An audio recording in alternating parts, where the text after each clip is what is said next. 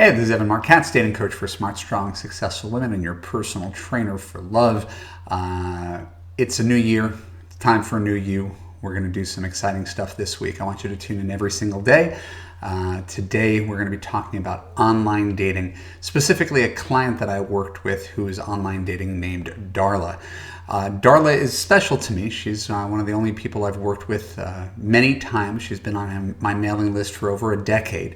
But due to circumstances, health issues, work demands, staying too long in broken relationships, Darla has had to sort of face the fact that her dream of starting her own family may be a distant memory now that she's in her early 50s.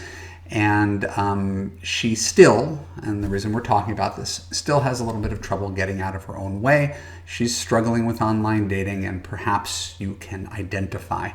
You go online, you scroll through men, and you don't like 99% of what you see. So what's a smart, strong, successful woman to do? The answer to this question is kind of subtle and nuanced and somewhat challenging, but it produces great results if you listen. The issue we have is that Darla is still fighting it, and maybe you are too. So last week, Darla and I logged into Match.com. We used the reverse match function to see all the men in Darla's area who are actively dating online and open to women her age. There's over 2,000 guys in there. Now, since she's immediately dismissive of all of them, she asked me to sort of take the lead while we were going through her online dating list of men. Now, I'm a dating coach for women with high standards. I get what my clients are looking for. And I know I can't just recommend some average Joe. Any guy who's unattractive is going to be nixed immediately. So I only choose guys who are like at least a 6 and above on the looks scale. I hate to rank people by looks, but you know what I'm talking about. Now, one by one, Darla shoots every recommendation I have down. One guy, I swear to God, he's a good-looking guy. I could see he's fit. He's wearing a t-shirt. Darla accuses him of having man boobs. Man boobs. I laughed. She laughed. That I laughed. And what was really painfully obvious was that Darla could look at the Sistine Chapel and probably find some flaws in it. So I kind of likened her to being a germaphobe who refuses to touch menus and doorknobs. It's not like the germaphobe is wrong that there are germs everywhere. It's that everyone else in the world lives with the germs instead of letting the germs paralyze them. And that's why I have sympathy for Darla. It's not like she could help herself. She has this vision of a man in her head, and anyone who doesn't meet that vision is instantly eliminated. And it's a foolproof system that has kept her single for over 50 years. So somehow she feels that if she lets go of this perfectionism and refuses to focus on men's flaws, she's going to end up settling. What she's not calculating, maybe what you haven't calculated, is the cost of being this way, the cost of your own loneliness. By refusing to compromise on even the littlest things, Darla actually gets nothing. It's like holding out for a $1 million a year salary and finding out that no one's going to hire you, and starving to death because you're not going to settle for a penny less. Now, if you're feeling personally indicted by me bringing up Darla, I have to remind you, I'm on your side. I've helped thousands of women get happily married who struggled with the same exact issue. And here's what I realized that I'm going to give to you today that will allow you to meet attractive men online all the time. Use this one thing, it will work. If you screen in instead of out, you'll have a much better dating experience.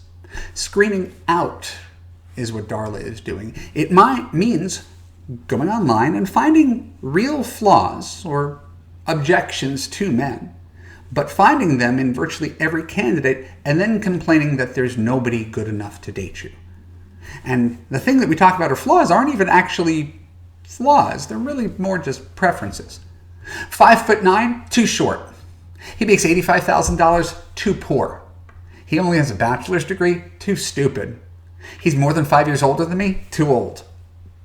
These are limiting beliefs. By definition, they are limiting beliefs, and they say nothing about a man's ability to be a good partner to you.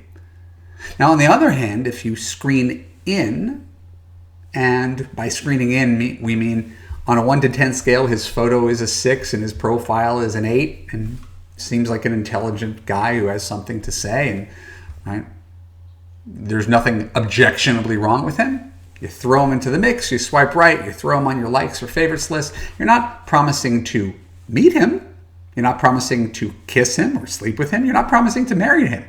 You're just open to the possibility that in communicating with him, you may discover that he's actually more attractive than his profile might originally indicate. If he is more attractive, you'll have no trouble letting go of your previous requirements. At least that's my story. When I was 34, I refused to date women who were older than me because I wanted 2 kids. Then I met a woman who is 3 years older than me, or 3 years older than my maximum age limit, which I set online. We have now been married for 13 years and have 2 kids. And then there's my wife, who went to Catholic school her entire life. I promise you she wasn't looking for a Jewish atheist, but she married one, and dare I say, she's happy with her choice. Now, this is what happens when you open up your margins, widen the aperture to see more people, instead of setting stringent criteria and discovering that 99% of men don't qualify. Oh, and there's one other very important reason that you should screen in. Screening in is exactly what you would want men to do for you. You're 35, 51, 66, sorry, too old. You're not slim or slender or size 2. Sorry, you're too heavy. You're divorced or separated or have kids, or you're never married and you're older. Sorry, too much baggage. You see the problem when these same impossibly high standards are wielded against you? Everything just comes to a grinding halt because everybody's looking for some sort of fantasy instead of dealing with reality. And note that when I ask you to consider men who are 5'8", or men who are 7 years old, or men who make slightly less money than you, I'm not asking you to consider all of these guys necessarily. You could still eliminate 90% of men and be open to 10% of them. But by tweaking your search criteria, you end up letting more good men in. And when you let more men in and then screen them out after you've let them in, based on their efforts and their consistency and how you feel, you multiply your dating pool without actually sacrificing on quality. The reason I'm sharing this with you is that you could literally get 10 times more men, 10%, instead of the 1%. And by doing so, that gives you a 10 times greater chance of getting happy, just like I did. It certainly beats complaining that there are no good men online when thousands of other women are finding amazing husbands in this exact same space. Now, I know this is hard. It's hard to hear, it's hard to say. And that's why I created Love You Live. In Love You Live, you get access to the entire Love You curriculum. That's 280 videos that cover everything you've ever wanted to know about dating, relationships, and men, from confidence to commitment. You get access to a supportive community of hundreds of women just like you who ask questions on Facebook and get immediate responses from other women who get it.